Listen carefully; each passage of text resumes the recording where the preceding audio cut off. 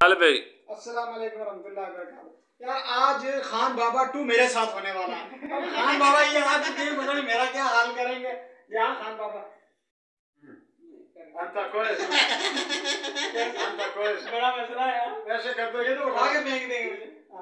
हाँ जनाब खान बाबा ये सौदिया का खान बाबा ये सौदिया का खान बड़ा बाबा मसला है यार। वो पाकिस्तान का उसको चैलेंज करते हैं हम लेकिन मैं आपको गिरा लूंगा। पर भाई वो पाकिस्तानी जो है ये पाकिस्तानी बहुत तंग आ गया। तो ये है जी खान बाबा 2।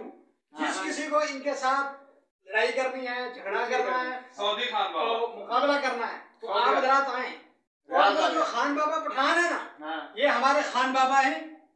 ये खान बाबा क्या है? पंजाबी। ये इनका चैलेंज है, जहाँ कहीं भी हो खान बाबा ये पेशावर वाला, वो इनके साथ सिर्फ ऐलान करे अपने यूट्यूब के जरिए, फेसबुक के जरिए, ट्विटर के जरिए, बस एक ट्वीट की जरूरत है तो इंशाल्लाह हमारे खान बाबा हाजिर हो जाएंगे। तो मैं तजर्बा कर रहा था लेकिन बहुत मुश्किल है यार, मैं तो हिला नहीं सकता तो ठीक है जी, बहुत बहुत शुक्रिया आपका। खान बाबा को